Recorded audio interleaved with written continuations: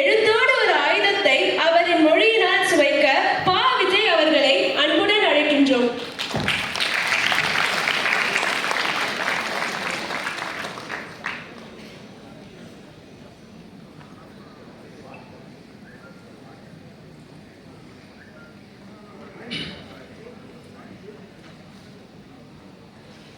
சித்திரத்தை எழுதுகின்ற ஓவியத்தின் நுணுக்கம், எந்த சாத்திரத்திலும் அடங்காத தத்துவத்தின் விளக்கம். எங்கள் முத்தமிழின் பெருமை சொன்னால் மூச்சுக்குழா இனிக்கும். எம்மை பெற்ற தமிழுக்கு வணக்கம். இந்த பெருமை மிகுந்த அருணை மருத்துவக் கல்லூரியில் செம்மொழி திருநாளாக கொண்டாடப்படுகிற இந்த முத்தமிழ் மன்றத்தினுடைய விழாவில் கலந்து கொண்டதில் உண்மையிலே எனக்கு மிகப்பெரிய பெருமையும் மகிழ்ச்சியும் உளமாற இந்த நேரத்தில் உங்களுக்கு நான் தெரிவிச்சுக்கிறேன். நாங்கள் சென்ற மாதம்தான் இதே அரங்கத்தில் ஒரு கவியரங்கத்துக்காக வந்தோம். இதே செம்மொழி சம்பந்தப்பட்ட ஒரு கவியரங்கத்துக்காக வந்தோம். ஸோ அப்போ அந்த கவியரங்கம் நாங்கள் நிறைய கவியரங்கத்துக்கு போகிறது உண்டு. ஏன்னா இப்போ தமிழ்நாட்டை பொறுத்த வரைக்கும் கவியரங்கங்கள் ரொம்ப பெரிய அளவில் பிரபலம் அடைகிறது இல்லை. ஏன்னா மக்களுடைய ரசனைகள் மாற மாற, அதனால அப்படி ஒரு சந்தேகத்தோடவே தான் இந்த அரங்கத்தில் நடைபெற்ற கவியரங்கத்துக்கு வந்தோம். அப்போ ஸ்டூடெண்ட்ஸ் தான் இருந்தீங்க. அதில் எத்தனை பேர் இங்கே இருக்கீங்களா எனக்கு அப்படிங்கிறது எனக்கு தெரியல. ஆனால் நிறைய மருத்துவம் சம்மந்தப்பட்ட இருக்கீங்களா? மருத்துவம் சம்மந்தப்பட்ட ஸ்டூடெண்ட்ஸ் தான் அன்னைக்கு நிறைய இருந்தாங்க. நர்சிங் எல்லாமே மிக்சடாக இருந்தாங்க. ஆனால் அன்னைக்கு எங்களுக்கு கிடைச்ச வரவேற்பு அந்த ரெஸ்பான்ஸ் அந்த ரிசப்ஷன் மறக்கவே முடியாத அளவுக்கு மிகப்பெரிய ஒரு வெற்றி கவியரங்கமா இந்த இடத்துல எங்களுக்கு அமைஞ்சு. நான் வரும்போது கூட என்னுடைய குடும்ப நண்பர் சேஷாதிரிட்ட சொல்லிட்டு வந்தேன், அதே அரங்கத்துக்கு தான் போறோமா அப்படின்னு சொல்லி. ஏன்னா அன்னைக்கு ஒலித்த அந்த கைதட்டல் இன்னும் என் காதில் கேட்டுக்கொண்டிருக்கிறது. அவ்வளவு பிரம்மாண்டமான ஒரு வெற்றி கவியரங்கமா அது அமைஞ்சது. அப்படிப்பட்ட ஒரு மேடையில், அப்படிப்பட்ட ஒரு அரங்கத்தில் இது மாதிரியான ஒரு தமிழ் சார்ந்த, தமிழுக்காக, அதுவும் ஒரு மருத்துவ கல்லூரிக்குள் நடத்தப்படுகிற விழா எனும் போது உங்கள் அத்தனை பேருக்கும் நான் தலை வணங்குகிறேன். இது ஒரு ஆர்ட்ஸ் காலேஜில், இன்னும் இன்ஜினியரிங் காலேஜில் நடந்தா கூட அது ஒரு அரிதான விஷயமா நான் பார்க்க மாட்டேன். ஆனால் மருத்துவ கல்லூரிக்குள் ஒரு முத்தமிழ் விழா அப்படிங்கிறது முற்றிலும் புதியதொரு முயற்சி. இது மிகப்பெரிய வளர்ச்சியை நோக்கி போக ஒரு வெற்றி விழாவாக தான் இதை நான் பார்க்கிறேன். இந்த விழாவிற்கு பெருமையோடு தமிழ் உணர்வோடு வந்திருக்கிற அத்துணை வெள்ளை வேட்டி கட்டிய வெற்றி தமிழ் மருத்துவர்கள் இங்கே அமர்ந்துகிற அத்தனை பேருக்கும் என்னுடைய அன்பான வணக்கங்கள். அதே போலவே நம்முடைய பாரம்பரிய சேலையிலும் சரி, சுடிதார் அது இப்போ தமிழுடைய ஆயிடுச்சு. அதனால அது ஒன்றும் தப்பு இல்லை. எந்த கிராமத்துக்கு போனாலும் நீங்கள் பாவாடை தானியெல்லாம் பார்க்க முடியறதில்லை. நாங்களாம் ஒரு சினிமா ஒரு ஷூட்காக போயிருந்தோம். ஒரு கிராமத்தில் ஒரு சீன் எடுக்கும்போது ஒரு பொண்ணு பாவாடை சட்டை போடுற மாதிரி ஒரு சீன் சார். ஒரு சின்ன பொண்ணு பாவாடை சட்டை போட்டிருப்பாங்க இல்லையா நம்ம ஊர்லலாம். அவருக்கு நாங்கள் போனது ஒரு கிராமத்துக்குள்ள, குக்கிராமம். அந்த கிராமத்துக்குள்ள ஒரு வீட்டில் கூட பாவாடை சட்டை இல்லை. அந்த அளவுக்கு தமிழ்நாட்டினுடைய கலாச்சாரம் அப்படியே மெல்ல மெல்ல சுருங்கி கொண்டிருக்கிற சூழ்நிலையில இன்னைக்கு இந்த மருத்துவம் படிக்கிற இந்த இளைஞர்கள் பாரம்பரிய உடையில் வந்திருப்பது என்பதே உங்களை எல்லாம் போற்றி புகழ வேண்டிய ஒரு இடத்தில் நாம் இருக்கிறோம் அப்படிங்கிறதான் உண்மை. அத்தனை மருத்துவ மாணவர்களுக்கும் என்னுடைய அன்பான வணக்கங்கள். அதே போலவே இந்த மேடையை சற்று முன்னால் பேசி மிக அற்புதமான முறையில் தன்னுடைய மேடைக்கு பேசுவாங்க சில பேர். நிறைய கல்லூரிகளுக்கு போகும்போது இந்த கல்லூரியுடைய டீன் அப்படிங்கிறவங்க எப்பவுமே ரொம்ப இந்த கோட்டு எடுத்து செலவு பண்ணி ஹேங்கரில் தொங்க விட்டா எப்படி இருக்கும் அது மாதிரியே ஒரு மாதிரி இப்படியே விரைச்ச மாதிரி அப்படியே ஒரு மாதிரி ஃப்ரீஸ்டாக இருப்பாங்க. நமக்கே அவங்கள்ட்ட பேசலாமா என்ன வேணாமா அப்படின்னு நம்ம ஒரு ஸ்டூடெண்ட் ஆகிடுவோம். கெஸ்ட்டாக போனால் கூட ஒரு பயமாகவே இருக்கும். ஸோ ஆனால் உங்களுடைய டீம் உங்கள் லெவலை தாண்டிய ஒரு எனர்ஜி இல்லை.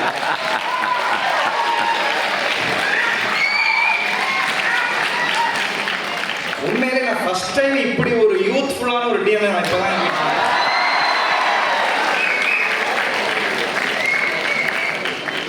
அவர் எனக்கு சேஷாதிரி சார் அறிமுகப்படுத்தும் போது இவர் தான் காலேஜ் டீன் அப்படிங்கும் போது அவர் அந்த உடையில வரும்போது நான் பார்த்தேன்.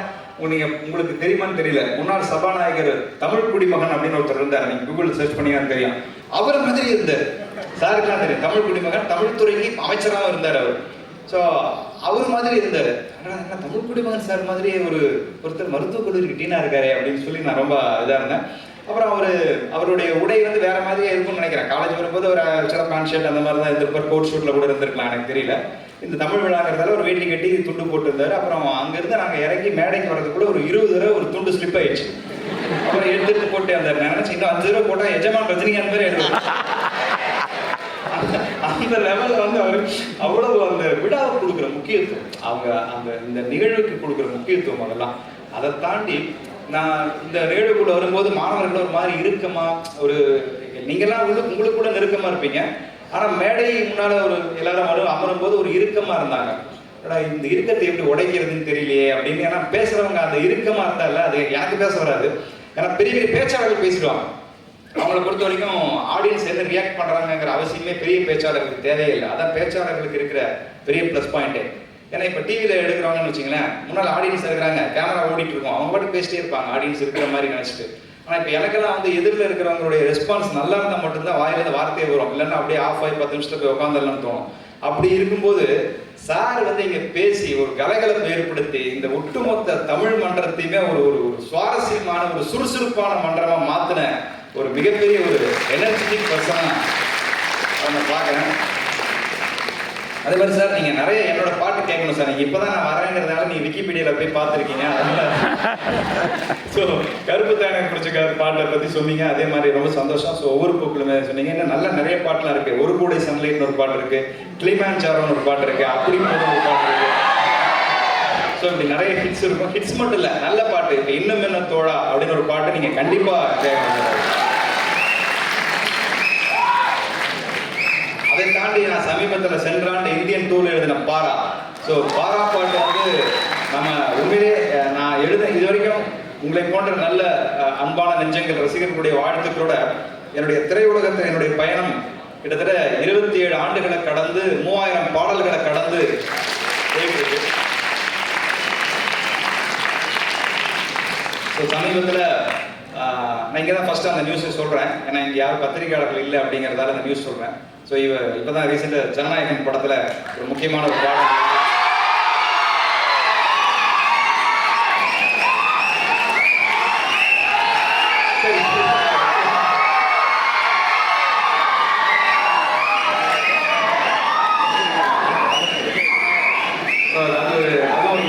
எனக்கு பாரா பாட்டில் எப்படி எனக்கு ஒரு முக்கியமான ஒரு பதிவாக இருந்துச்சோ, ஒரு இந்தியன் டூல எழுதினா கூட அதுல தமிழ் சார்ந்த, இந்த மண் சார்ந்த, தமிழ் வீரம் சார்ந்த ஒரு பாட்டு எழுதணும் ரொம்ப நாளா எனக்கு விருப்பமா இருந்தது. அப்படி எனக்கு கிடைச்ச ஒரு பெரிய வாய்ப்பு தான் சங்கர் சார் எனக்கு அந்த இந்தியன் டூல பாரா பாட்டு கொடுத்தாரு. அது மாதிரி இப்போ இந்த படத்துலையும் அதுக்கப்புறமா அதை பற்றி பேசலாம். ஸோ அப்படி ஒரு முக்கியமான பாடல். ஸோ இப்படி பாட்டு பயணத்தில் நிறைய போயிட்டு இருக்கும்போது அதில் குறிப்பாக இன்னைக்கு வந்து சார் அந்த பாட்டு பயணத்தை பற்றி தொட்டு ஆரம்பிச்சு அதில் இன்னைக்கு பக்கத்தில் உட்காந்துட்டு சார் எனக்கு ஒரு படத்தில் கண்டிப்பாக நீங்கள் நடிக்க வாங்கி எனக்கு பிரச்சனை இல்லை, த்ரிஷா நயன்தாராக தான் நான் யோசிக்கிறேன். ஏன்னா சாருடைய எனர்ஜி லெவலு, அவருடைய குறும்பு அது வந்து வேற லெவலில் இருக்கு. நான் என்ன யோசிக்கிறேன்னா அவர் பேசிட்டு இருக்கும்போது அவர் இந்த வயதை நான் சொல்ல மாட்டேன், ஏன்னா அவர் 48ன்னு சொன்னாரு. அவருக்கு எனக்கு தெரிஞ்சு ஒரு 28 இருக்குங்கிறது என்னுடைய கணிப்பு. ஸோ இல்லைப்பா, எப்பவுமே நம்ம வந்து இல்லை உருவத்தை பார்த்தோம், நம்ம வந்து தோற்றத்தை பார்த்தோம், வயசுங்கிறது கிடையவே கிடையாது. 18 வயசு பையனாக இருக்கிறதுனால அவன் வந்து சில பேருடைய எனர்ஜி லெவல் பார்த்தீங்கன்னா அவன் 65-70 வயசுல இருப்பான். அப்டேட்டே ஆகாம அவன் இளைஞனே கிடையாது.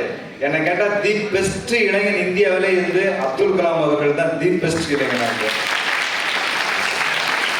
தினசரி ஏதாவது புதுசா கத்துக்கணும்னு நினைக்கிறவன் மட்டும்தான் இளைஞன். இளமையோட இருக்கிறவங்களோ இளமையை தேடுகிறவங்களோ கிடையாது.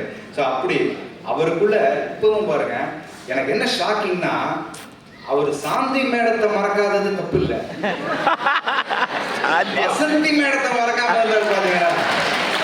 ஸோ அதுதான் வந்து எனக்கு வந்து அவருக்கு ரொம்ப பிடிச்ச விஷயம். ஸோ இன்னமும் வந்து அவர் மனசுக்குள்ள ஓடுகின்ற அந்த பாரதராஜா காலத்தை நான் வந்து பாராட்டுகிறேன். ஸோ அவரை பற்றி பேசணும்னா இதுவே இந்த நிகழ்ச்சி ஆகுன்னு நினைக்கிறேன். இன்னும் குறிப்பா அவர் இவ்வளவு தூரம் ரொம்ப வித்தியாசமா இருக்கிறத பார்த்துட்டு அவருடைய பேரை எடுத்து ஓடி போய் பார்த்தா குணசிங் இருந்தது. பஞ்சாப்காரா இவரு அப்படின்ட்டு சிங்கன்னு இருக்கே, இல்லையே சிங் மாதிரி இல்லை, ஆனால் நல்லா தமிழ் பேசுறாரு, ஆனால் எப்படி சிங் வந்துச்சு அப்படின்னு சொல்லி அப்போ அவர்கிட்ட கேட்டேன். அதில் பார்த்தா அதில் ஒரு ஒரு சினிமா கதை இருக்குது. அவங்க அப்பா வந்து சிலோனில் பணியாற்றி கொண்டிருக்கும் போது என்ன சார் பேர் சொன்னீங்க, நாணயக்கார குலசிங்கன்னு சொல்லி அவருடைய ஃப்ரெண்டு, அவங்க அப்பாவோட ஃப்ரெண்டு, அவங்க ரெண்டு பேரும் ஒன்றா ஒர்க் பண்ணியிருக்காங்க. அப்புறம் அவங்க அப்பா இங்கே வந்து அவர் கல்யாணம் ஆகி அவர் குழந்தைலாம் பிறகு சார் வந்து குழந்தைய பிறகுறாரு. அந்த பையனுக்கு பேர் வைக்கிறாரு. என்ன பேர் வைக்கிறாரா, தன்னுடைய நண்பனோட பேரை வைக்கிறாரு.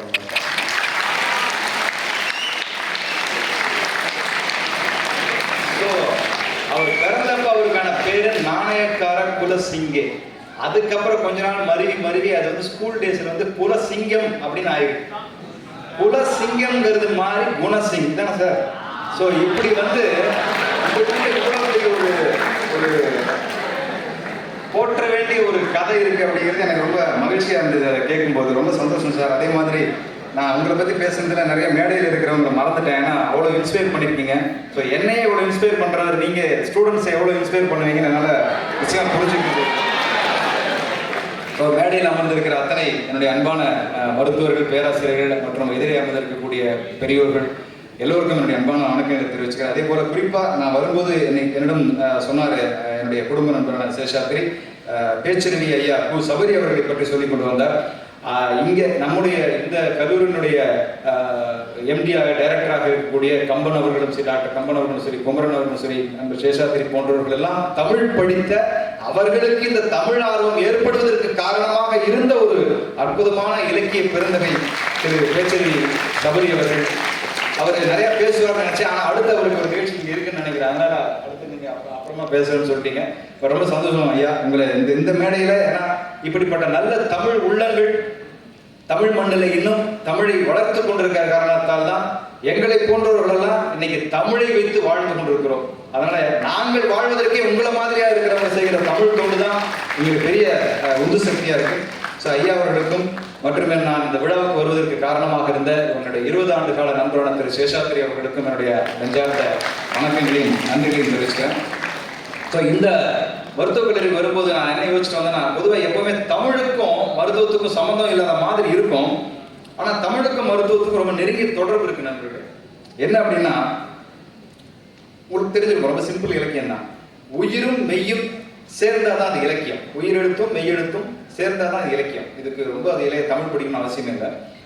ஆனா உயிரும் மெய்யும் சேர்ந்தாதான் இலக்கியம், உயிருக்காகவும் மெய்க்காகவும் தான் மருத்துவம். ரெண்டுக்கும் ரொம்ப நெருங்கிய ரொம்ப அழகான தொடர்பு எப்பவுமே இருக்கும். அதே மாதிரி தமிழ் எழுத்துக்கள் இலக்கண ரீதியா படிச்சீங்கன்னா எல்லா எழுத்துக்கும் ஒரு மாத்திரை உண்டு.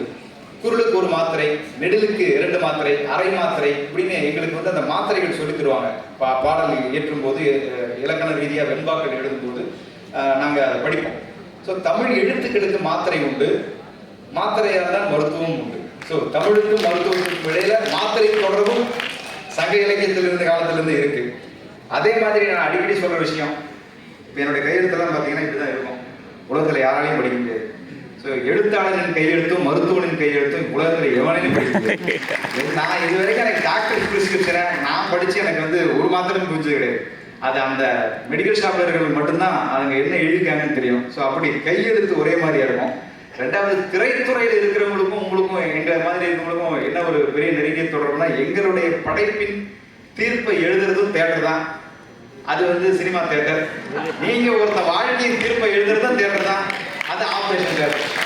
ஸோ தேட்டர்கள் தான் நம்மளை மீண்டும் அந்த இடத்துல ஒருங்கை இணைத்து வைக்கிறது.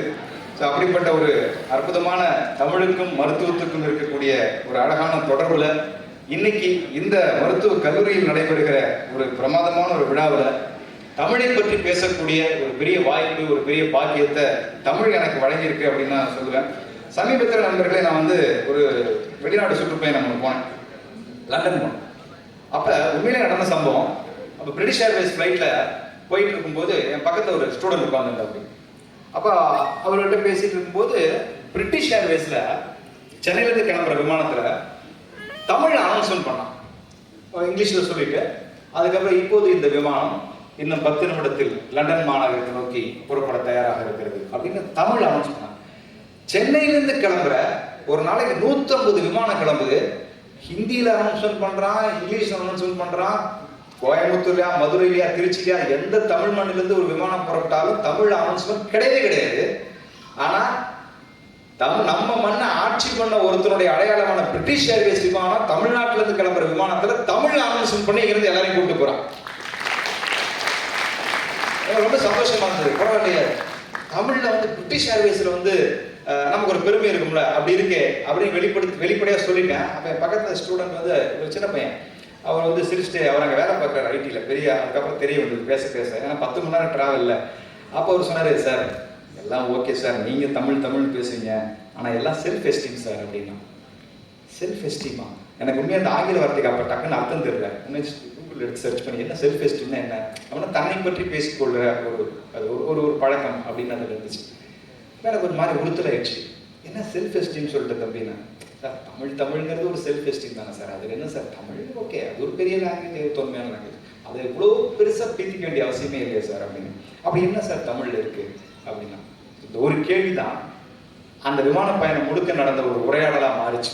அதோடைய சுருக்கம்சத்தை மட்டும் நான் அந்த பையனுக்கு என்ன சொன்னனோ எனக்கு தெரிஞ்சது. நான் ஒன்றும் பெரிய வரலாற்று நிபுணனோ இல்லை வந்து ஒட்டுமொத்த இலக்கியத்தையும் கரைச்சி குடிச்ச ஒரு பெரிய இலக்கிய மேதையே கிடையாது. இதில் எல்லாத்துலேயும் கொஞ்சம் படிச்சு வச்சிருக்கிற ஒரு படிப்பாளி, ஒரு படைப்பாளி, அவ்வளோதான்.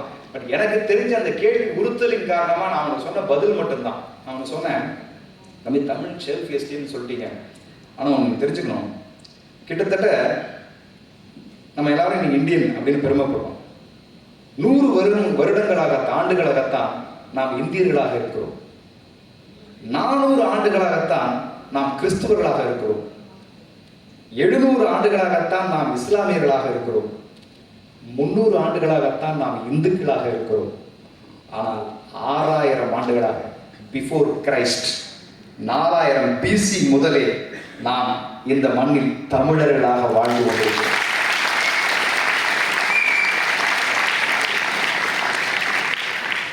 உடனே இன்னைக்கு இருக்கிற இன்ஸ்டாகிராம் மூல வேலை செய்யல சார், என்ன சார் ப்ரூஃப்? சும்மா 6000 வருஷம் அப்படி இப்படி 2000 வருஷம் இதுல என்ன சார் ப்ரூஃப் இருக்கு? எல்லாமே சுவடிகள் தானே இருக்கு, என்ன ப்ரூஃப் இருக்கு அப்படின்னு கேட்டான். அப்ப நான் சொன்னேன், இதுக்கு முன்னால் இது வரைக்கும் இல்லாமல் இருந்துச்சு தம்பி, ஆனா இப்ப இது பழைய கதையோ புரட்டோ வெறும் புகழுரைப்பதற்காக யாரோ புலவர்கள் ஏற்படுத்திய ஒரு இலக்கிய ஈர்ப்போ கிடையாது. இன்னைக்கு சயின்டிபிக் ஜியாலஜிக்கல் டெஸ்ட் படி எடுத்ததுல ஆதிச்சநல்லூர் கல்வெட்டு 3200 வருஷம்னு ப்ரூவ் பண்ணிட்டாங்க யுனெஸ்கோல. நாங்க சொல்லல, ஆதிச்சநல்லூர் ஊர்ல எடுத்த கல்வெட்டு ஸ்டோனேஜ்ல 3200 வருஷம்னு கெமிக்கல் ரிப்போர்ட் வந்திருக்கு. இது யாரும் இங்க வந்து குருடா விட முடியாது. ஸோ 3200 இயர்ஸ் பின்னால ஆதிச்சநல்லூர்ல ஒரு கல்வெட்டை எடுத்திருக்காங்க. அதற்கு அப்பனா நீங்க யோசிச்சு பார்க்கணும், ஒரு அந்த கல்வெட்டுல இருந்த மொழி தமிழ் மொழி, ஒரு மொழி தோன்றி அது பேச்சு வழக்காகி எழுத்து வடிவமாகி இலக்கிய வடிவமாகி அது வந்து கல்வெட்டுல செதுக்கப்படுவதற்குன்னு ஒரு பீரியட் இருக்குல்ல. இதெல்லாம் கணக்கு பண்ணி பார்த்தீங்கன்னா கிட்டத்தட்ட 6000 வருஷம் நமக்கு ப்ரூஃபாவே தமிழ் வந்து மூத்த மொழிங்கிறதுக்கான ப்ரூஃப் இருக்கு. அதுக்கு இன்னொரு படியா தமிழை 4 அடி அல்ல உலகத்தின் மேலடிக்கு கொண்டு போய் வைத்த கீழடி ஆராய்ச்சி இன்னைக்கு உலகத்தில் நமக்கு பெருமை நோக்கி இருக்கிறது.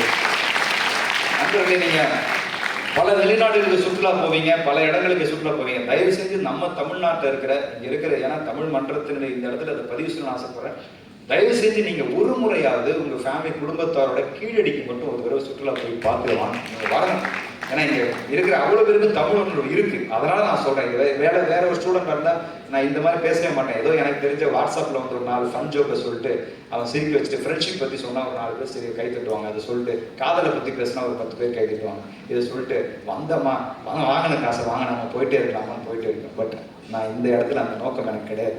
இங்க இருக்கிற அத்தனை பேரும் ஏதோ ஒரு விதத்தில் ஏதோ ஒரு இறை சக்தியின் மூலமாகவும் இயற்கையின் சக்தியின் மூலமாகவும் தமிழ் அப்படிங்கிற ஒரு உணர்வுக்குள்ள இந்த ஒரு 2 மணி நேரம் ஒருங்கிணைந்து ஒன்றி இருக்கிறோம். தயவு செய்து கீழடி என்கிற நம்முடைய தமிழ் முப்பாட்டன் காலத்தில் அந்த ஆவண வடிவத்தை நீங்கள் இந்த வாழும் காலத்துல நம்ம பார்க்கறதுக்கு பாக்கி. ரோமுக்கு போறோம், அங்க போனா பிரம்மாண்டமா கட்டடத்தை எல்லாம் கட்டி வச்சிருக்கான், அதை போய் எவ்வளோ வியந்து பார்க்குறோம், எல்லா உலக அதிசயங்களை போய் பார்க்குறோம். ஆனா அந்த உலக அதிசயங்கள்லாம் தோன்றதுக்கு முன்னால 6000 இயர்ஸ் 6000 வருஷத்துக்கு முன்னால இருக்கிற கீழடி கல்வெட்டை இன்னைக்கு சயின்டிபிக்கா ப்ரூவ் பண்ணி எடுத்து வச்சு அதுல ஒரு நண்பர்களை போய் பார்த்தேன், வியந்து போனேன். அதுல ஒரு பானை, அந்த பானையில வந்து ஒரு பானை இருக்கு, அந்த கீழடி மண்ணில் எடுத்த பானை. அந்த பானையில ஒரு பெண் உருவம் வரைஞ்சு அந்த உருவத்துக்கு கீழே ஆதன் அப்படின்னு தமிழ் எழுத்துல எழுதப்பட்டிருக்கு. அந்த பானையை செய்தவனோ அல்ல அந்த பானையை வாங்கியவனோ ஒரு பெண் படத்தை இன்னைக்கு இருக்கிற ஒரு ஒரு கிரீட்டிங் கார்டுங்கிறது அன்னைக்கு ஒரு லவ் ஒருத்த பானையை எக்ஸ்போஸ் பண்ணிருக்கான். அவனுக்கு பிடிச்ச ஒரு பெண் உருவத்தை வரைஞ்சி யாருக்கு கொடுத்தான்னா ஆதன் அவன் பேரை அதில் செதுக்கி அந்த பெண் இடுப்பில் வைத்து கொண்டு போவதற்காக அந்த பானையை எடுத்து வச்சிருக்கிறான். நான் நினைக்கிறேன் வீட்டுக்கு போகும்போது அது உருவம் தெரியாமல் இருப்பது அது இடுப்போற மறைத்து வைத்து தான் எடுத்து போயிருப்பான்னு நான் நினைக்கிறேன். ஸோ இதெல்லாம் நமக்கு போகும்போது நமக்கு தோன்ற ஒரு கற்பனை. எவ்வளோ ஒரு அழகு. அங்கே ஒரு தங்க ஒரு ஒரு கோல்டு ஒரு தங்க கட்டி கிடச்சிருக்கு. அது வடிவமற்ற ஒரு தங்க கட்டி. அந்த தங்க கட்டி எனக்கு காமிச்சாங்க. அது இப்போ எடுத்து வந்து ட்ரெஷரில் வச்சுட்டாங்க. அந்த தங்க கட்டி மேலே வில்லவன் கோதை அப்படின்ற தமிழ் பெயர் அதில் எழுதப்பட்டிருக்கு. 6000 வருஷத்துக்கு முன்னால இந்த தமிழ் மண்ணில் தங்கத்தை மேனுஃபேக்சர் பண்ணி அது மேல சீல் வச்சு வில்லவன் கோதைங்கிற பெயர் பொறிச்சிருக்கான்னா அவனுடைய நாகரிகம் அப்ப எவ்வளவு தூரம் வளர்ந்துருக்கு அப்படிங்கிறத நம்ம இந்த இடத்துல நினைச்சு அவங்க போட்டி போய் இன்னைக்கும் தமிழுடைய சிறப்பே என்ன அப்படின்னா நிறைய சிறப்புகளை நிறைய பேர் உங்களுக்கு எனக்கு முன்னால பேசுறவங்களோ இல்லை நீங்க பல ரீல்ஸ்லயோ பார்த்தவங்களோ எல்லாருமே சொல்லியிருப்பாங்க.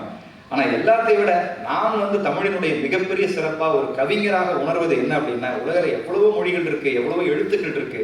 ஆனா தமிழ் மொழிக்கு மாத்திரமே உண்டான எழுத்து ஒரு சிறப்பு என்னன்னா ழகரம் அப்படின்ற ஒன்றுதான் தமிழுடைய சிகரமாக இருக்கிறது. ஏன்னா அந்த ழகரம் சொல்றது அவ்வளவு எளிதில்லை. எல்லாரும் ழா சொல்ல முடியாது. நிறைய பேர் ழகரம் வராது அவங்களுக்கு. ஆனா அந்த ழகரம் வாழ்க்கைக்கு சொல்லித்தர விஷயம் என்னன்னா நாவை உள் வளைத்து மேல் நோக்கி தொட்டால் மட்டும்தான் ழா சொல்ல முடியும்.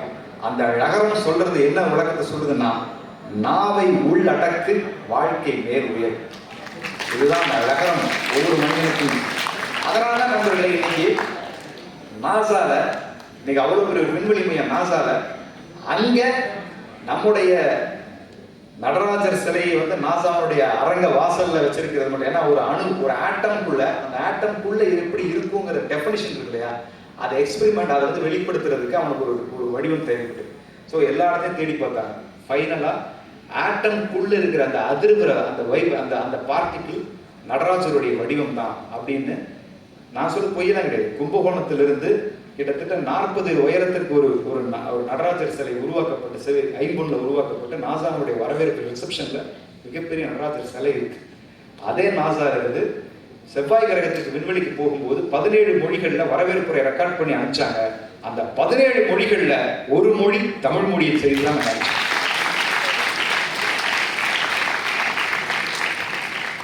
அதே மாதிரி உலக அதிசயமான நயாகரா, அந்த நயாகரா கனடா நாட்டுக்கு போகும்போது ரொம்ப ஆச்சரியமா இருந்தது. அந்த நயாகரா வந்து ஒரு உலகத்தினுடைய மிகப்பெரிய ஒரு அதிசயம் இல்லையா, எல்லாம் சுற்றி பார்க்க போவாங்க. அங்க போகும்போது அந்த நயாகராவுடைய வாசல்ல ரொம்ப நம்ம தமிழ்நாட்டில் கூட அப்படி நான் பார்க்கல. எல்லா கடை வாசல்லையும் இங்கிலீஷ்ல தான் நேம் போர்டு எழுதி வச்சுக்கிறான். அதுதான் பெரிய ஃபேஷனா இது கருதிக்கிறான். ஏன்னா இங்க வந்து எவ்வளவு தூரம் நம்ம ஆங்கிலத்தில் நாம் புலமை மிக்கவர்கள் அப்படின்னு காட்டிக் கொள்வதில் தான் நாம் வந்து நம்மை அறிவாளிகளாக வெளிப்படுத்திக் கொள்கிறோம். நம்முடைய தாய்மொழியில நாம எவ்வளவு வலிமையா இருக்கிறோம் அப்படிங்கிறத நம்ம வந்து அதை பெருமையா நம்ம நினைக்கிறது இல்லை. ஆனா நான் இங்கிலீஷ்ல எவ்வளவு பெரிய ஆள் தெரியுமா அப்படிங்கிறது தான் நம்ம வேற சக மனிதனோட பேசும்போது நம்ம ஆங்கிலத்துல உரையாடும் போதோ அதை வந்து ஆங்கிலம் எனக்கு தெரிஞ்சிருந்தா நான் ஒரு பெரிய ஆள் அப்படிங்கிறத நம்ம பிரிட்டிஷ்காரன் விதைச்சிட்டு போன முதல்ல அடிமை சாசனம். இன்னமும் நம்ம பிரிட்டிஷ்காரனுக்கு அடிமையா இருக்கிறோம் அப்படிங்கிறதுக்கான ஒரே ப்ரூஃப் என்ன தெரியுமா, இங்கிலீஷ் தெரிஞ்சா நான் பெரிய ஆள்னு நம்ம நினைக்கிறது மட்டும்தான். இங்கிலீஷ்காரன் வெளியெல்லாம் போகவே இல்லை. ஆனா இங்கிலீஷ்காரன் நம்ம கூட போட்டு போன மிகப்பெரிய ஒரு அடிமை சாசனமே இங்கிலீஷ் தெரிஞ்சா நீ பெரிய ஆளுங்கிற ஒரு சிந்தனை நமக்குள்ள ஏற்படுத்திட்டு போயிட்டான். நான் எந்த மொழியும் தப்பா பேசவே மாட்டேன் எந்த மேடையிலுமே. அந்த எந்தெந்த மொழி யாராருக்கெல்லாம் தாய்மொழியோ அந்த தாய்மொழி அவர்களுக்கு உயர்ந்த மொழி தான். மலையாளம் சார்ந்தவர்கள் இருந்தாங்கன்னா மலையாளம் தான் அவர்களுக்கு உயர்ந்த மொழி, தெலுங்கு சார்ந்தவர்கள் இருந்தாங்கன்னா தெலுங்கு தான் அவர்களுக்கு உயர்ந்த மொழி. அது தவறு இல்லை. ஆனா இதெல்லாம் தாண்டி நம்மை அடக்கி ஆண்ட ஒருவனுடைய மொழியை நாம பேசுறதால நம்ம அறிவாளி நம்ம நினைச்சுக்கிறோம் பாருங்களா, அல்லது அவன் பேசும்போது ஒரு எல்லாம் தெரிஞ்சவர் மாதிரி. அப்படி கிடையாது. ஒரு லாங்குவேஜ்ங்கிறது அது வந்து ஒரு கூடுதல் அறிவே தவிர அவருடைய ஒட்டுமொத்தமான நாலேஜ் கிடையாது. அவருடைய மிகப்பெரிய அவருடைய உயரத்தையோ இவ்வளவு பெரிய ஆள் அப்படிங்கிற ஒரு மேதைத்தன்மையோ ஒரு லாங்குவேஜ் வந்து ஏற்படுத்த முடியாது. இங்கிலீஷ்ங்கிறது நான் இப்போ ரீசெண்டாக ஸ்பெயின் போனேன். லாஸ்ட் போனமா ஸ்பெயின் போனேன். ஸ்பெயின் லண்டன்ல இருந்து கிட்டத்தட்ட 1.5 மணி நேரத்தில் இருக்குங்க. அவ்வளோ வளர்ச்சி பெற்ற அவ்வளோ நல்ல ஒரு நாடா இருக்கு. ஒரு ஆளுக்கு இங்கிலீஷ் தெரியாதுங்க ஸ்பெயின்ல, ஒருத்தர் இங்கிலீஷ் தெரியாது. அவ்வளோ வணிகம் நடக்குது. நம்ம நினைக்கிறோம் இங்கிலீஷ்ல தான் வாணிபமே பண்ண முடியாது, இங்கிலீஷ்ல எதுவுமே செய்ய முடியாது. அந்த நாடு முழுக்க ஒரு டாக்ஸி டிரைவர் யாருமே கேட்டால் எல்லாமே கூகுளில் டிரான்ஸ்லேட் பண்ணி தான் காட்டணும். அவனா இங்கிலீஷ்லாம் மதிக்கிறதே கிடையாது. யூரோப் கண்ட்ரிக்குள்ளேயே இங்கிலீஷ் பேசாத எத்தனை நாடுகள் வந்து பிரான்ஸ்ல இங்கிலீஷ் பெரிய லாங்குவேஜ், அவன் பிரெஞ்சு தான், அவன் மொழி தான் அவனுக்கு முக்கியம். ஸோ இன்னொரு மொழியை பேசுறதால பெருமைப்படுறவங்க வந்து பார்த்தீங்கன்னா தெரிஞ்சோ தெரியாமலோ அந்த தவிர நாம தான் தொடர்ச்சியாக பண்ணிட்டே இருக்கோம். பெரிய நுடிநாட்டில் ஒரு பெரிய டாக்டரேட் இங்கிலீஷ் பேசுறது இதெல்லாம் ஏன்னா அங்கே போய் பார்க்கும்போது தெரிஞ்சது. லண்டனில் நம்ம இங்கே 4 PhD இங்கிலீஷ்லேயே முடிச்சிருந்தா கூட அவங்க பேசுகிற இங்கிலீஷை விட லண்டனில் இருக்கிற பிச்சைக்காரன் பேசுகிற இங்கிலீஷ் ரொம்ப பெருசாக இருக்கு, ரொம்ப அழகாக இருக்கு. ஆனால் அவன் ஒரு அறிவாளி ஆகிட்டான், அவன் மொழி அது அவனுக்கு, அதனால அவனுக்கு ரொம்ப எளிமையாக வருது. நமக்கு இங்கிலீஷ் நம்ம நிறைய பேருக்கு இங்கே இருக்கிறவங்களுக்கு இங்கிலீஷ் சரியாக பேச வரலான்னு நிறைய ஒரு கில்ட்டாய் ஒரு தாழ்வு மனப்பாடு. இல்லை ஆங்கிலம் சரியாக வரல, கிராமர் வரல, அவசியமே இல்லை, ஆங்கிலம் வர வேண்டிய அவசியமே இல்லை. நமக்கு நம்ம மொழி வரலைன்னா தான் நமக்கு பிரச்சனை. இன்னொருத்தருடைய மொழி எப்படி நம்முடைய வாயிலிருந்து தாய்மொழியாக மாறி வரும். அதனால் அந்த அந்த தாழ்வு மனப்பாடுக்கே போக வேண்டியதே இல்லை. அதுவும் தேவையான இடத்துல ஆங்கிலம் நமக்கு வந்தே தீரும். நான் குறிப்பாக நிறைய இடத்துல அந்த விஷயத்தை பற்றி சொல்லியிருக்கேன். ஏன்னா நான் ஒரு கொரோனா சம்பவத்துக்கு முன்னால் கிரிவலம் வரும். அப்போ திருவண்ணாமலைக்கு தானே கிரிவலம் வரும். அப்போ கிரிவலம் வரும்போது நிறைய காமெடி காட்சிகள் நடக்கும். ஏன்னா இங்கே பக்தி முக்கியம். ஆனால் நிறைய நான் பார்க்குற கிரிவலம் நிறுத்துறதுக்கு காரணமே அதுதான். கிரிவலத்தில் வர்ற மக்களில் பாதி பேருக்கு மேலே டிவி சீரியலுக்காக தான் பேசிட்டு வருது. இந்த நேற்று என்ன சீரியல் நடந்துச்சு, இன்னைக்கு என்ன நடந்துட்டு இருக்கோம், இதுதான் இங்கே கதையை பேசிட்டு இது வந்து கர்மாவை போக்குறதுக்கு பூரா ஊர் சுற்றி வந்து திருவண்ணாமலையும் வந்து ஒவ்வொரு வாரமாக அஸ்தப்படுத்தி இவங்களுக்கு செலவு வச்சுட்டு பானகாட்சி.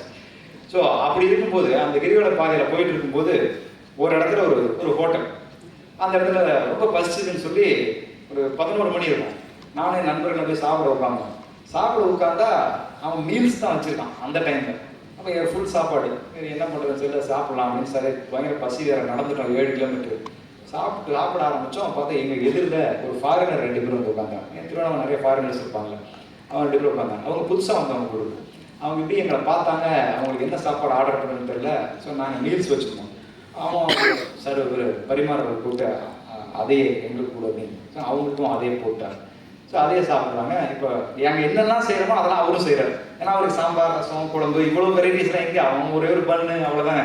இது எடுத்து நாங்கள் சாம்பார் ஊற்றணும், அவர் சாம்பார் ஊற்றுறாரு, சாப்பிட்றாரு, ரசம் ஊற்ற சாப்பிட்றாரு. இப்போ ஃபைனலாக நாங்கள் அந்த தயிர் இருக்குல்ல அதை எடுத்து நம்ம ஊரில் இப்போ தயிர்லாம் வந்து நம்ம பழைய தயிர் மாதிரி இல்லை, அது என்ன போடுறோன்னு தெரியல, அது அப்படியே கெட்டி ஆகிடுது. ஸோ அதை எடுத்து ஊற்ற போகிறோம். இப்போ அவருக்கு அதை பார்த்தோன்னு ஒரு டவுட் இருந்தது. ஸ்மெல் பண்ணி பார்த்தாரு. பார்த்துட்டு அந்த இவரை கூப்பிட்டு அந்த பரிமாறுவார் வாட் இஸ் திஸ் அப்படின்னு. அந்த பையன் அவ்வளோ படித்த பையன் மாதிரி தெரியல, இருந்தாலும் பேசுறது வந்து வெளிநாட்டுக்கார்ட்ட பேசுகிறான்னா என்ன அவன் சொன்னான், sir this is curd sir அப்படின்னா. Oh curd, okay how are you making this அப்படின்னு. நீ எப்படி அந்த கர்டை இவ்வளோ செஞ்ச அப்படிங்கிற. இது எங்கிட்ட கேட்டிருந்தாலே என்னால் டக்குன்னு அதை பதில் சொல்ல முடியாது. நான் எப்படி பிரிட்டிஷ்கார்ட்ட போய் தயிர் எப்படி வந்துச்சு நான் எப்படி சொல்லுவேன், என்ன எனக்கு அவ்வளோ பெரிய ஆங்கில புறமே அவன் கிடையாது, என்ன சொல்கிறதுன்றதுக்குள்ள அந்த பரிமாறுற பையன் அவன் அவ்வளோ அழகாக சொன்னான், ஒரு பொய்டிக்காக சொன்னான். எனக்கு இன்னும் அதை மறக்க முடியாது. Sir milk sleep night morning எனக்கு பட்டாரம் அடிச்சா இவ்வளோ தான் இங்கிலீஷ்காரனே சரி வேந்துட்டானே அப்படி ஒரு இங்கிலீஷ் தான் பேசிட்டான். ஆமாம் தயிர் கரெக்ட் தானே, milk sleep night morning become tight, எப்படி ஒரு ஆங்கிலம். ஸோ ஆங்கிலம் அவ்வளோதானே, அவ்வளோ அழகாக பேசிட்டானே அப்படின்னு ரொம்ப ஆச்சரியமா இருந்தது. ரொம்ப மறக்க முடியாத ஒரு சம்பவம் இந்த ஊரில். அது மாதிரி அந்த ஆங்கிலேயர்களே வியக்கிற அந்த ஒரு நயாகரா இடத்துல போய் பார்க்குறோம். அங்கே என்ட்ரன்ஸில் நீங்கள் யாராவது போய் பார்த்தீங்கன்னா தெரியும், பிரம்மாண்டமாக பெரிய கல் தூண் ஒன்று இருக்கும். அந்த தூண் மேலே யாதும் ஊரே யாவரும் கேளிர்ந்து தமிழ் எழுத்து. எல்லாருமே உன்னுடைய ஊர் தான், எல்லாருமே உன்னுடைய உறவினர் தான். கணியன் பூங்குன்றன் 2000 வருஷத்துக்கு முன்னால எழுதின ஒரு தமிழ் இன்று நவீன யுகத்துல இன்னைக்கு உலக அதிசயமாக போற்றப்படுகிற இயற்கையின் உலக அதிசயமா இருக்கிற நயாகரா நீர்வீழ்ச்சியினுடைய வரவேற்புல அந்த மிகப்பெரிய கல் தூண்ல யாதும் ஊரே யாவரும் கேளிர்கிற தமிழ் எழுதப்பட்டிருக்குன்னா எவ்வளவு தூரம் அவர்கள் தமிழை கொண்டாடி இருக்கிறாங்க, நாம எவ்வளவு தூரம் கொண்டாடணும் அப்படிங்கிறதும் இந்த இடத்துல புரியக்கூடிய அல்லது தெரியக்கூடிய ஒரு விஷயமா நான் பார்க்கிறேன். இன்னொன்று, தமிழினுடைய மிக சிறப்புகள் நிறைய இருந்தாலும் நேரம் கருதி ஒரு சில 2 விஷயத்தை மட்டும் நான் சொல்லி உங்கள்கிட்ட விடை பண்ண ஆசைப்படுறேன். ஒன்று என்னன்னா, நான் பாடல் எழுதும்போது நிறைய தமிழ் சார்ந்த பாட்டு நிறைய எழுதும். அப்படி எனக்கு ரொம்ப வியப்பா இருக்கும். சில பாட்டு எழுதும்போது ஒரு வார்த்தை தான் போட்டிருப்போம், அந்த ஒரு வார்த்தைக்கு 2 மீனிங் வரும். நீங்க உலகத்திலேயே டபுள் மீனிங் சாங் அப்படின்னு கேள்விப்படவே முடியாது. உலகத்தில் ஒரு பாட்டுக்கு ஒரு மீனிங் தான் எழுத முடியும். இங்கிலீஷ்ல எழுதினீங்கன்னா அடல்ட் கண்டென்ட் பாட்டா இருந்தா அது அடல்ட் கண்டென்ட் பாட்டு, அவ்வளவுதான். மெலடிஸ் ஒரு நல்ல பொய்டிக்கான ஒரு பாட்டா இருந்தா பொய்டிக்கான பாட்டு. இப்போ அதே கூட சொன்னார கருப்பு தானே பிடிச்ச கலர்ல எப்படி சார் எப்படி எழுதுறீங்க அப்படின்னு. ஸோ அது மாதிரி வந்து ஒரு சிலேடை ஒரு வார்த்தையில 2 பொருள் விளக்க முடியுமா அப்படின்னா அது தமிழ்ங்கிற ஒரே ஒரு லாங்குவேஜ்ல மட்டும்தான் ஒரே வார்த்தையில 2 பொருள். உங்களுக்கு புரியுற மாதிரி சொல்றேன். திங்கள் அப்படின்னு ஒரு வார்த்தை இருக்கு. இந்த திங்கள்னா அதுக்கு ஒரு வார்த்தை ஒரு அர்த்தம் கிடையாது. திங்கள் அப்படின்னா நிலா, நிலாவுக்கு பேரும் திங்கள் தான். மாசம், ஒவ்வொரு மாதத்துக்கு பேர் என்ன? திங்கள் அப்படின்னு சொல்லலாம். நகை அப்படின்னு ஒரு வார்த்தை இருக்கு. இது 2 பொருள் இருக்கு. ஒன்று புன்னகை, இதுக்கும் நகைன்னு சொல்லலாம். இன்னொன்று நம்முடைய அணிகலன், ஒரு நெக்லஸ் ஒரு செயின், அதுவும் நகை. ஒரு வார்த்தைக்கு 2 பொருள். இசை அப்படின்னு சொல்றோம். இசைனா என்ன? மியூசிக் இப்படியும் சொல்லலாம். சம்மதம், இவன் இசைவு தெரிவித்தான், இதுக்காக இந்த ஒரு சம்மதம் தெரிவித்தான், இசை. இசைக்கு 2 பொருள் இருக்கும். அதே மாதிரி ஒரு 2 பொருள் தான் இருக்கா, சில வார்த்தைக்கு 3 இருக்கும். அகம், அகம்ன்ற ஒரு வார்த்தை எடுங்களேன். அகம்னா என்ன? மனசு. அகம்னா வீடு. இன்னும் ஆன்மீகத்தில் போய் அகம்னா அது உள்கட்டமைப்பு. அகம்ன்ற வார்த்தைக்கு 3 பொருள். அப்புறம் இன்னொரு அதிசயமா பார்த்தா ஆழம். ஆழம்ன்ற வார்த்தைக்கு 5 பொருள் சொல்றான். எப்படி ஆழம்ன்ற 5 பொருள் ஆச்சு? ஆழம், ஆழகால விஷயத்துக்கும் ஆழம்னு சொல்லுவாங்க. ஆழம்னா கடல், ஆழம்னா ஆழம் மரம், ஆழம்னா நம்முடைய படை வீரர்கள் வைத்திருந்த அம்புகள் வச்சிருந்தாங்க இல்லையா, அதற்கு பேரும் ஆழம்னு அந்த காலத்துல சொல்லியிருக்காங்க. இப்படி ஒரு வார்த்தைக்கு இத்தனை பொருட்கள் கொண்ட ஒரே மொழி, எத்தனை மொழி இருந்தாலும் அது தமிழுக்கு மாத்திரமே உரிய தனிச்சிறப்பா நான் பார்க்கிறேன். அதை விட ரொம்ப ஒரு சுவாரஸ்யமான ஒரு விஷயங்க. நான் வரும்போது காலம் யோசிச்சு வந்தேன். ரொம்ப சிறு சொல்லுங்க, ஒரு சின்ன சொல். இதை நான் ஒரு மீனிங் சொன்னேன், 2 பொருள் சொன்னேன், 3 பொருள் சொன்னேன், 4 சொன்னேன். அடி அப்படின்ற ஒரே ஒரு எழுத்து, ஒரு வார்த்தை, ஒரு சொல், 2 எழுத்து சேர்ந்தா அடி. ஆ டி, அடி. இந்த அடி அப்படின்றத தமிழர்கள் எத்தனை அர்த்தத்துல பயன்படுத்துறாங்க, எத்தனை பொருள் தருது தெரியுமா? அது இந்த திருவண்ணாமலை கோபுரம் 100 அடி அப்படின்னா அது உயரத்தை பிடிக்கும். பேசிக்கு ஒரு 5 மினிட்ஸ் மட்டும் எனக்காக ஒரு கான்செப்ட் பண்ணி கேட்டு, ஏன்னா ஒரு எக்ஸாம் ப்ரிப்பேர் பண்ற மாதிரி உங்களுக்கு தான் நான் ப்ரிப்பேர் பண்ணுறது ஒரு 5 நிமிஷம். இது மட்டும்தான். அடி அப்படின்னா 100 அடி திருவண்ணாமலை கோபுரம்னா அது உயரத்தை குறிக்கும். ஒரு அழகான பொண்ணு நடந்து வரா, அடிமேல் அடி வைத்து நடந்து வருகிறார். Food steps. அதே அடி ஃபுட் ஸ்டெப்ஸ் குறிக்குது. ஓங்கி அச்சா 1.5 டன் வெயிட்ரா அப்படி டைலாக் பேசுறது. அப்ப அந்த அடி பவரை போய் குறிக்குது. நாங்கள் பாட்டில் எழுதுறோம், அடி செல்லம் அப்படின்னு எழுதுறோம், அடி பெண்ணே, அடி கள்ளி.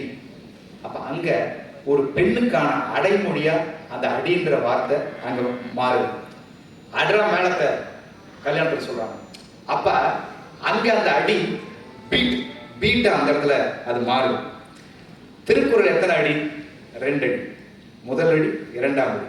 இப்ப இங்க லைன்ஸா மாறுது. இந்த அடிங்கிற வார்த்தை லைன்ஸ், வரிகள் அப்படிங்கிற அர்த்தத்தை அங்க கொடுக்குது. பரீட்சையில என்ன சொல்லுவாங்க வாத்தியார், வா அடித்தல் திருத்தல் இல்லாம எழுதுங்கப்பா அப்படின்னு சொல்லுவாங்க. ஸோ இங்க அடி அப்படின்றது கரெக்ஷன் இல்லாம எழுதுங்கிற மீனிங்க இங்க இருக்கிற அடி கொடுக்குது. இப்ப கவிஞர்கள் நாங்க எழுதுவோம், அடிவானம் சிவந்தது அப்படின்னு. இப்ப வானத்துக்கு அடிவானம் அப்படின்னு சொல்றோம். அங்க வந்து அந்த அடி அப்படின்ற வார்த்தை பிகினிங், வானத்தோட பிகினிங், அந்த இடத்த தொடக்கம், அந்த தொடக்கம்ங்கிறத அந்த அடின்ற வார்த்தை கொடுக்குது. கிராமத்துல சொல்லுவோம், கல்லடி பட்டாலும் கண்ணடி படக்கூடாது. இப்ப கண் அடி, அங்க அடிங்கிறது ஒரு திஸ்ட், ஒரு சைட், அங்கதான் சைட் அடிக்கிறான் அப்படின்னு சொல்றாங்க. ஸோ அந்த அடிங்கிறது அந்த மாதிரியான ஒரு திருஷ்டி அப்படிங்கிற ஒரு அட்டாச்சை கொடுக்குது. பஸ்ஸை பிடிக்க அடிச்சு பிடிச்சி ஓடி வந்தான் சார் அப்படின்னு சொல்லுவோம். அப்ப அங்க இருக்கிற அடி அவசரத்தை குறிக்குது. அடிச்சு துவைங்க வெளுத்தரலாம். ஒரு செலவு பண்ற ஒரு செலவை தொழிலாளர் சொல்லலாம், அடிச்சு துவைச்சா வெளுத்தரலாம். அப்ப அங்க இருக்கிற அடி அதை வெளுப்பதற்கான ஒரு வேகத்தை அந்த அடி அங்க குறிக்குது. ஒரு ஆக்சிடென்ட் ஆயிடுச்சு, பெரிய அடிபட்டுருச்சு, இங்க அடி விபத்தை குறிக்குது. பெரிய தாக்கம், பெரிய வலி, பெரிய அடிபட்டுருச்சு அப்படிங்கும்போது அங்க ஒரு பெரிய பெயின் இருக்கு அப்படிங்கிற அடியை குறிக்குது. ஒரு கரும்பு எடுக்கிறோம், சார் அடிக்கிறது தான் சார் இடிக்கும் அப்படின்னு.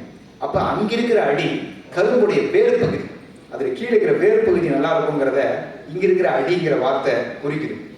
இன்னொன்று கேள்விப்பட்டிருக்கீங்க, யானைக்கும் அடி சறுக்கும் சார் அப்படின்னு. யானைக்கு அடி சறுக்குதுன்னா யானை மாதிரி மிகப்பெரிய ஆளா இருந்தா கூட ஒரு நாள் லைஃப்ல தப்பு செஞ்ச ஸ்லிப் ஆயிடுவான். அந்த கம்பீரத்தை குறிக்குது யானைக்கும் அடி சறுக்குங்கிற அடி. நம்ம கிராமத்துல பாட்டிகளாம் சொல்லுவாங்க, யாராவது பேத்தி வந்துருச்சு, அடி ஆத்தி இப்பதான் வந்தியா அப்படின்பாங்க.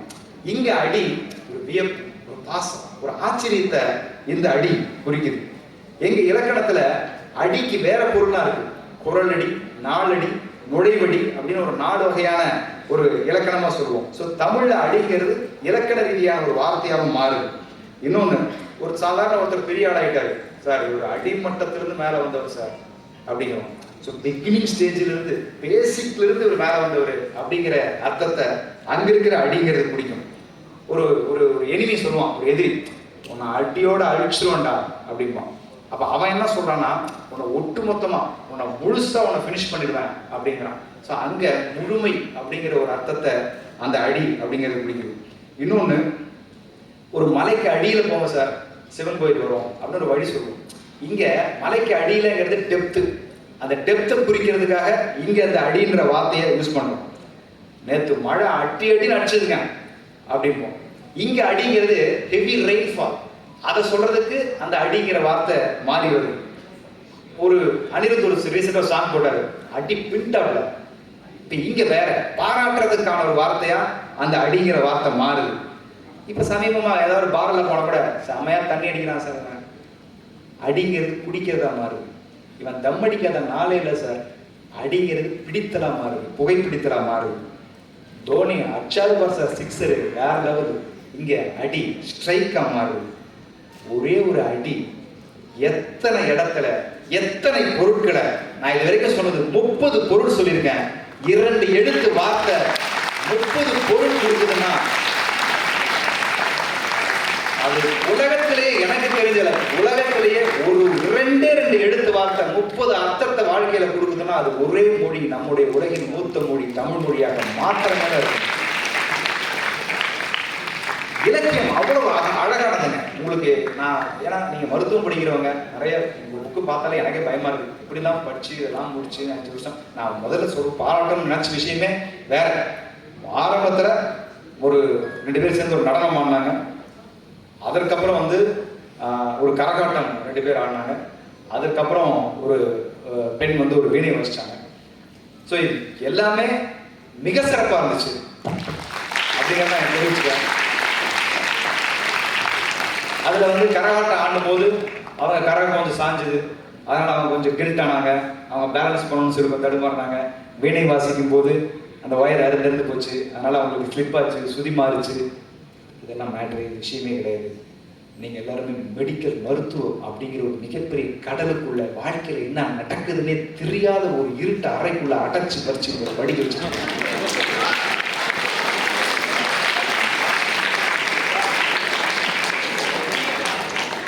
இதுக்குள்ள தமிழுக்குன்னு ஒரு நேரம் ஒதுக்கி, கலைக்குன்னு ஒரு நேரம் ஒதுக்கி நீ பண்ணிருக்க பாத்தியா? Your Royal salute for you.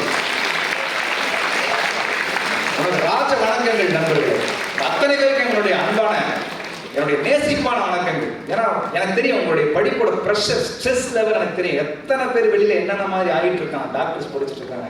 இன்னைக்கு இருக்கிற நீட்டை தாண்டி, அதுல இருக்கிற கோட்டை தாண்டி, இந்த வெள்ளை கோட்டை அணிஞ்சு வெளியே போய் வாழ்க்கையில போராடுறதுக்காக நீங்க படுற கஷ்டங்கள் வந்து, நான் உலகத்துல மிக அளவுல உண்மையிலேயே நான் மதிப்பவர்கள் 2 பேர், இறைவனுடைய பணியை 2 பேர் மிகச்சரியாக செய்பவர்கள் நினைக்கிறேன். ஒருவர் காவல்துறையில இருக்கிற போலீஸ்காரங்க, காவல்துறை அந்த இருக்கிற அதிகாரிகள், காவல்துறையில இருக்கிற வேலை செய்யறவங்க. 2வது உயிரை காப்பாற்றி கொண்டிருக்கிற மருத்துவர்கள். 2 பேரும் இறைவனின் பணியை செய்திருக்கிறாங்க. கரப்ஷன் எல்லாத்துலயும் இருக்கும். போலீஸ்காரங்க வந்து கொஞ்சம் பணம் வாங்குறாங்க சார், டாக்டர்ஸ் வந்து சார், இது எல்லாத்துலயும் இருக்கும். அதனால் அது வந்து துறை சார்ந்த கரப்ஷன். நான் சொல்றது பர்சனாலிட்டி. இப்போ எங்க சினிமா துறையில கூட தான் வந்து தவறான விஷயங்கள் இருக்கு. அதுக்காக சினிமாக்காரங்க எல்லாம் தப்பான ஆயிடுவாங்க அப்படி கிடையாது. துறை சார்ந்த கரப்ஷன் எல்லா துறையிலும் இருக்கும். அதை யாரும் இங்க வந்து செலவு பண்ணவே முடியாது. துறை வந்து அப்படிதான் இருக்கும். அதுக்கு உள்ள இருக்கிற பர்சனாலிட்டி எவ்வளவு தூய்மையா இருக்குங்கிறது தான் முக்கியம். நான் எவ்வளவு சுத்தமா இருக்கேன், நான் சினிமால இருந்தாலும் நான் லிக்கர் பாட்டில தொட்டது கிடையாது அப்படிங்கிறது என் சுய ஒழுக்கம். எத்தனை பார்ட்டிக்கு போனாலும் நான் எந்த எந்த என்ஜாய்மெண்ட்டுக்குள்ள போக மாட்டேன். இது என்னுடைய சுய ஒழுக்கம். இது என்ன என் கௌரவத்துக்காகவோ நான் வந்து பீத்திக்கிறதுக்காக செய்யலை. என்னுடைய சுய ஒழுக்கம் இது, அவ்வளவுதான். இதுக்காக நான் ரொம்ப நல்லவன், நான் மகாத்மாங்கிறதுக்காகலாம் நான் செய்யல. என் சுய ஒழுக்கம், இது பர்சனாலிட்டி. அது மாதிரி ஒரு துறை வந்து எப்படி வேணா இருக்கலாம், பட் அந்த துறைக்குள்ள இருக்கிறவன் சரியா இருக்கும். ஸோ அப்படி ஒரு பெரிய ஒரு இறுக்கமான ஒரு துறைக்குள்ள இருக்கிற இந்த மருத்துவ மாணவர்கள் மாணவிகள் இந்த ஒரு அருமையான ஒரு கலை நிகழ்ச்சி நீங்க பண்ணினது ஒரு மிகப்பெரிய சங்கம திருவிழாவுக்கு இணையானதான் நான் பார்க்கிறேன். 2 பேர் ஆனது மட்டும். ஸோ அப்படிப்பட்ட ஒரு நிகழ்ச்சியில கலந்து கொண்ட பெருமையோட இந்த நேரத்துல தமிழின் பெருமைகளை பேசி கொண்டு வரும்போது எனக்கு இன்னும் ஒரே ஒரு விஷயத்தை கூட சொல்ல ஆசைப்படுறேன். தமிழ் எவ்வளவு அழகானதுங்கிறதுக்கு நான் சங்க இலக்கியத்தில் படித்து வியந்த ஒரு விஷயம் உலகம் எங்கேயும் இருக்காது நண்பர்கள். அது நிச்சயமா அந்த மாதிரி ஒரு பூ பறிக்கிற விஷயத்த தமிழ் அழகா சொல்லுது. பூ பறிக்கிறத 3 விதமா சொல்றாங்க. ஒண்ணு பிக் த ஃப்ளவர், அவ்வளவுதான் இங்கிலீஷ்ல முடிஞ்சது. அந்த மாதிரி சிம்பிளா முடிச்சிடலாம் எல்லா லாங்குவேஜும். ஆனா பூ பறிக்கிற தமிழ் 3 விதமா சொல்லுது. பூ பறித்தல் ஆச்சுங்களா, பூ கிள்ளுதல், அடுத்தது பூ கொய்தல். இப்படிதான் பூ இருக்கும். இதை வச்சே நீ எந்த பூன்னு கண்டுபிடிச்சிடலாம். பூ பறித்தல் அப்படின்னா செடியில் இருக்கிற பூவை தான் பறிக்க முடியும். பூ கிள்ளுதல் அப்படின்னா கொடியில் இருக்கிற பூவை தான் கிள்ள முடியும், அது பறிக்க முடியாது. முல்லைப்பூ கிள்ளி கொடியில படர்ந்த பூ கிள்ளி எடுப்பான்.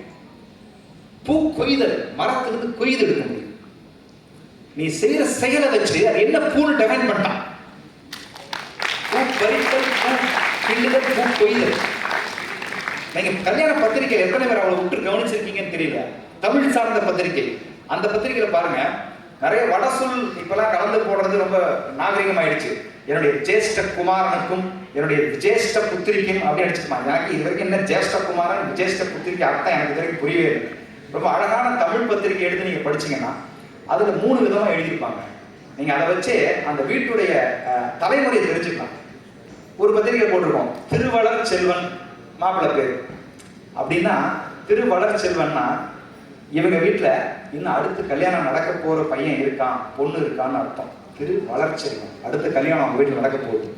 ஸோ இது எங்களுடைய நிறைவான கல்யாணம் இல்லை, அதனால செய்ய வேண்டியதை ஒழுங்கா பாதியானதான் செஞ்சு, அதை நான் சும்மா சொல்றேன். பட் இந்த திருவளர் செல்வனுக்கான அர்த்தம் சில வீட்டுல இதான் கடைசி பையனு கல்யாணம், கடைசி பொண்ணு கல்யாணம், திரு நிறைச்செல்வன். இதோட எங்களுக்கு நிறைவுப்பா, எங்க வீட்டுல இந்த பொண்ணு தான், எங்க வீட்டுக்கு இந்த கல்யாண காட்சி தான் முடியுது. திரு நிறைச்செல்வன் ஃபர்ஸ்ட் கல்யாணம், ஒரே பையன் ஒரே பொண்ணு, ஃபர்ஸ்ட் கல்யாணம். ஏக புத்திரன், ஒரே சொல்லுல அவன் தலைவரோட விளக்கத்தை ஊருக்கே தெரிவிக்கிறாங்க ஒரு பத்திரிகை மூலமா. ஒரு அற்புதமான ஒரு விழிப்பான ஒரு செயல், ரொம்ப வியந்து போனோம். அவ்வளவு அழகான, அதுவும் சமீபத்தில் ஒரு மிகப்பெரிய ஒரு பணி, நான் சினிமா பாட்டு எழுதிட்டு இருக்கோம், இது மட்டுமே நம்முடைய வாழ்க்கையிடக்கூடாது. ஏன்னா இதுக்கு முன்னால நான் வந்து கிட்டத்தட்ட என்னுடைய இலக்கிய ரீதியாக நீங்க படிச்சிருக்க வாய்ப்பு இல்லை. ஏன்னா உங்க புத்தகம் படிக்கிறதுக்கே ஒரு நேரம் இல்லை, நீங்க எங்க போய் கவிதை புத்தகம்லாம் படிச்சுட்டு இருக்குது. ஆனா இது வரைக்கும் என்னுடைய கவிதை புத்தகம்லாம் 49 படைப்புகள் நான் இது வரைக்கும் எழுதியிருக்கேன். கவிதைகள், நாவல்கள், சரித்திரங்கள் அப்படின்னு சொல்லி. ஸோ அதில் சமீபமாக தான் புறநானூறும் அகநானூறும் எடுத்து அதில் முழுக்க புது கவிதையாக ஒரு அலங்கரித்து ஒன்று பண்ணணும் அப்படின்னு சொல்லி அதை ஒன்று ரெடி பண்ணிட்டு இருக்கேன். அதை படிக்கும்போது, அதை எழுதும்போது நான் நிறைய ரெஃபரன்ஸ் படித்தேன். அப்போ எனக்கு கொடுத்தாங்க ஐயா கலைஞருடைய சிலையும் அவருடைய பேனாவும் கொடுத்தாங்க. அது ஒரு சாதாரண சிலையோ, அது சாதாரண ஒரு உருவமோ மனிதரோ கிடையாது. அது இன்னைக்கு இருக்கிற தலைமுறைக்கு கலைஞர் அப்படிங்கிறவர் வந்து ஒரு அரசியல் பேசவே கிடையாது. சத்தியமான அரசியல் பேசுறதுல அதுக்கு நான் வரவும் இல்லை. ஆனா கலைஞர் அப்படிங்கிறவர் வந்து தமிழ் அப்படிங்கிறது இன்னைக்கு இந்தியாவில் ஒரு திமிரா ஹிந்தி தெரியாத படம் அப்படின்னு சொல்ற கெத்துல நிற்குதுன்னா அந்த ஒருத்த அமைச்சுனா ஒரே நான் திருப்பி சொல்றேன், நம்ம ஹிந்திக்கு எதிரானவர்களோ ஹிந்திக்கு முரணானவர்களோ கிடையாது. ஹிந்தியை ஒழிக்க நம்ம கோஷம் போட வேண்டிய அவசியமே இல்லை. நானா படிக்கும் போது எந்த மொழியும் எனக்கு இனிப்பு. நான் ஹிந்தியில போய் படிக்கணும்னு நான் நினைச்சேன்னா நான் படிப்பேன். ஹிந்தி எனக்கு பிடிச்சா நான் படிப்பேன், அது எனக்கு இனிப்பு. நீ படிச்சுதான் ஆகணும் போது அது திணிப்பு, அதெல்லாம் செய்யாதாங்க, அவ்வளவுதான். நீ திணிக்காத, பிடிச்சா நான் படிச்சுக்கிறேன். நான் ஹிந்தி படிப்பேன், பிரெஞ்சு படிப்பேன், ஜப்பான் படிப்பேன், சைனா படிப்பேன், என்ன வேணாலும் படிப்பேன். அது எனக்கு பிடிச்சா நான் படிப்பேன். நீ படிச்சுதான் ஆகணும், அப்பதான் உனக்கு மார்க்கு, நீ படிச்சாதான் வேலை நீ சொல்லலாம், அப்பதான் அது திணிப்பு. ஸோ அதுக்கு பிரேக் சிஸ்டம் போட்ட ஒரு மிகப்பெரிய ஒரு சிஸ்டம் கிரியேட்டர் தான் கலைஞர். அதுதான் அவருடைய சிஸ்டம். நான் அரசியலை பார்க்கல, அதை தாண்டி இந்த மொழியினுடைய காவலனை தான் நான் ஐயா கலைஞர் அவரை பார்க்குறேன். அப்போ நான் ரெஃபரன்ஸ் படிக்கும்போது அவர் புறநானூறு விளக்கம் எழுதியிருக்காங்க. அப்படி புள்ள அடிச்சிச்சு, நான் சொல்லி முடிச்சிடறேன். அவர் எழுதுற 4 வரி புறநானூறு விளக்கம் ஒன்றும் இல்லை. ஒரு வயசான பாட்டி உட்காந்துக்கிறாங்க திண்ணையில. அந்த பாட்டிகிட்ட வந்து ஒருத்தன் சொல்றான், பாட்டி உன் பையன் வாருக்கு போனான்ல செத்து போயிட்டான், அவன் செத்துட்டான், இவ்வளோ நியூஸ் 2 லைன் தந்தியில் அடிக்கிற மாதிரி நியூஸ் சொல்றான். இதுதான் புராணத்தில் இருக்கிற பாட்டு. இதை கலைஞர் விளக்கம் எழுதுறாரு பாருங்க. நான் 4 தடவை படித்தேன். குடிசைதான் ஒரு உரத்தில் கூறிய வேல்வாள் வரிசையாய் அமைந்திருக்கும், வையத்தை பிடிப்பதற்கும் வெம்பகை முடிப்பதற்கும். புலியின் குகை நிலை அழகில்லை, புதுமையில்லை. இலியும் மெய்சிலருக்கும் கீழிறங்கும் தன்மையும் தலைகாட்டா மானத்தின் உறைவிடம் மரவன் மாளிகை ஆங்கே இல்லத்து வாயிலே வெள்ளத்தை சிறிதிருந்து கில்லத்து சோற்றை பிடியெண்ணம் எடுத்து போட்டால் பெருநிறை கிழவி ஒருத்தி. ஓடி வந்தான் ஒரு வீரன் ஒரு செய்தி பார்க்க என்றான். ஆடி வந்து சிறுமியோடு பெருமூச்சு வாங்குகின்றாய், ஆண்மகனா நீ தம்பி, மூச்சுக்கு மூச்சு முதல் இடைவேளை ஏற்பட்டும் பின் பேச்சுக்கு துவக்கம் செய் என்றால் அந்த கிண்டலுக்கு பெயர் போன கிழட்டு தமிழச்சி. வேடிக்கை நேரம் இதுவில்ல வாட்டி வாடிக்கை கீழே விட்டுவிடு, மடிந்தான் உன் மகன் களத்தில் என்றான். மனம் ஒடிந்து நிமிர்ந்தான் தாய் கிழவி அக்கணமே. தாயம் ஆடுகையில் காய்களை இழப்பதுண்டு, களமும் அதுதான் கடலுக காயம் முதுகிலா மாறுகிலா என்றாள். காயம் முதுகில் என்றான். கிழவி துடித்தனர், இதயம் வெடித்தனர், முழவு ஒலித்த திக்கை நோக்கி முடிக்கின வேகம் ஆங்கே நந்தவன் நாட்டை காக்க ஓடித்து வத்த வேண்டாம். பிணக்குவிலே தேடினாள் தன் மகனை. மகன் இறந்து கிடந்தான், மகன் ஈட்டிக்கு மாறுகிறார்கள். செத்து கிடந்தான் பையன். எதுக்கு? ஈட்டிக்கு மாறுகிறார்கள். ஈட்டி அவன் நெஞ்சில பாஞ்சிருந்துதான். மகன் செத்து கிடக்கிறான். அந்த கிளவி சொன்னா, புறமுது காட்டி என் பையன் சாகரடா, போராடி போகும்போது என் பையன் ஈட்டியில் குத்து வாங்கிதான் என் பையன் செத்துருக்கான். கருத்தறிய போய் சொன்ன கையவன் எங்கே, வாடு எங்கே, அவன் நாட்டு எங்கே அப்படின்னு சொல்லி அந்த வீர தமிழச்சி முழங்கி முடிப்பான். இது அவர் அப்படியே எழுதியிருப்பாரு. அந்த தமிழுக்கு உண்டான அந்த ஆவேசம், அந்த தமிழுக்கு உண்டான அந்த அந்த பிணவு, தமிழுக்கே உண்டான அந்த வீர தெரிப்பு, இதெல்லாம் கலந்து படிக்கும்போது கண்டிப்பாக உங்களுக்கு ஏதாவது ஒரு லைஃப் டைம்ல ஏதாவது கொஞ்சம் டைம் கிடைச்சுன்னா, நேரம் கிடைச்சுன்னா கண்டிப்பாக நீங்கள் அந்த மாதிரி விஷயங்களை நீங்கள் கேட்கறதோட நான் சொல்வதை விட அதை படித்து அதை உள்வாங்குகிற அந்த அனுபவத்தை நீங்கள் அடையணும் அப்படிங்கிறத இந்த விழாவின் மூலமாக அன்போடு கேட்டுக்கிறேன். நிறைவாக நம்ம தமிழுக்கு இனிமேல் நான் டாக்டராக போகிறோம். கண்டிப்பாக எல்லாருக்குமே அவங்களுடைய லைஃப் ஸ்டைல் வேறு வேறையாக மாறும். நீங்கள் வெளியே போனதுக்கப்புறம் சூழ்நிலைகள் கூட இருக்கும், இன்னும் இருக்கும். நீங்கள் முதலீடு பண்ணதை விட இன்னும் 10 மடங்கு எனக்கு கொடு. இன்னைக்கு இருக்கிற எல்லா ஹாஸ்பிட்டலும் டார்கெட் ஃபிக்ஸ் பண்ணிட்டான். இந்த மாதம் எனக்கு 55 லட்ச ரூபா கொடுத்தே ஆகணுங்கிறான். அவன் என்ன பண்ணுவான் டாக்டர்? வரவனா வந்து வயிற்று வலின்னு வந்தாலும் கிட்னியாக இருக்க வேண்டியதான். அப்படிதான் போயிட்டு இருக்குது இன்னைக்கு உலகத்தில். ஸோ நான் அதெல்லாம் விமர்சிக்க வரல. இன்னைக்கு பயமாக இருக்குது. மெக்கானிக் கடைக்குள்ள போகிற மாதிரி இருக்குது ஹாஸ்பிட்டலுக்குள்ள போகிறது. மெக்கானிக் கடைக்குள்ள போனால் தான் சைக்கிள் செயின் ரிப்பேர் பண்ண போனால் டயரை மாற்றிடுறாங்க. மொத்த டயர் மாற்றினா சார் சைக்கிள் ஓடும், இல்லைன்னா ஓடாது சார் அப்படின்னுவான். இப்போ வந்து பெரிய ஆஸ்பத்திரிக்குள்ள போனாலே அப்படி தான் பயமாக இருக்குது. ஏதாவது சின்னதாக இருமிட்டு போனோம்னா இசிஜி வரைக்கும் போயிருக்கு, பில்லு 4000 ரூபாய் நிற்குது. ஸோ இப்படி வந்து ஒரு உலகம் சுற்றிட்டு இருக்கு. இதெல்லாம் தாண்டி எப்படி சார் தமிழ் தொண்டு செய்யறது நாங்கள் அப்படின்னு நீங்கள் எல்லாம் மனசுக்குள்ள கேட்டுட்டு இருப்பீங்க. எனக்கு ஒரே ஒரு 3 விஷயம் தான் சொல்கிறேன். இதை செஞ்சீங்கனாலே நீங்கள் தமிழுக்கு செய்கிற தொண்டுல ஏன்னா ஒரு விஷயம் நண்பர்களே, நீங்கள் தொண்டு செஞ்சீங்கனாலும் செய்யறனாலும் தமிழை எந்த கொம்பனாலையும் அழிக்க முடியாது, எவனாலே அழிக்க முடியாது. இது 6000 வருஷமா எத்தனையோ பேர் எத்தனையோ விதமா அழிச்சவன் எல்லாத்தையும் அழிச்சு மறுபடியும் மேலே வந்து நிற்கிற ஒரே மொழி இந்த தமிழ் மொழி மாத்திரம். இது யாரும் தண்ணி ஊற்றி தான் வளர்க்க வேண்டியது. தமிழ் தன்னையே வளர்த்து கொடுக்குற மொழி. தமிழ் யாரும் வளர்க்க முடியாது. அதெல்லாம் அது போயிடுச்சு. அது எங்கே அது வந்து அது யூனிவர்ஸ் லெவலில் போயிடுச்சு தமிழ்லாம். அதெல்லாம் யாரும் வளர்க்கவும் முடியாது, அழிக்கவும் முடியாது. பட் தொண்டு செய்வது அதை சொல்கிறேன். ஸோ என்ன தொண்டு செய்யலாம்? 3 விதம் தான். ஒன்று, உங்களுடைய அடுத்த தலைமுறைக்கு முடிந்த வரைக்கும் தமிழ் பெயர் சூட்டுங்க. இது நம்மளால முடியாது. நீங்கள் ஒன்றுமே வேலைக்கெல்லாம் போனா பெரிய விஷயம் செய்யாங்க. தமிழ் பேர் சூட்டுங்க. நீங்கள் பேர்லாம் பார்த்தோம். மிருத்தன்யா என்ன பேரு, பிரகிருதி எப்படி கூப்பிடுவாங்க? அதில் ஏன் பிரகிருதி ஒரு லவ் வந்துருச்சுன்னு வச்சுங்களேன், பிரகிருதி புரியவே அந்த எனக்கு ஒன்றும் புரியல. அந்த பையன் பேர் சொன்ன ஒரு பொண்ணு பேர் வேற பிரகிருதி. எப்படி ஐ லவ் யூ பிரகிருதின்னு ஒருத்தன் எப்படி சொல்லுவான்? பக்கிரி மாதிரி இருக்குது அப்படின்னு நினைச்சேன். ஸோ இப்படி பேருன்னா ஜொல்லித்தா, அந்த ஒரு பொண்ணு பேர் வச்சுன்னு வந்துருக்காங்க. ஜொல்லித்தா ஜொல்லுதா என்னன்னா ஜொல்லித்தான ஒரு பேர் வச்சிருக்காங்க.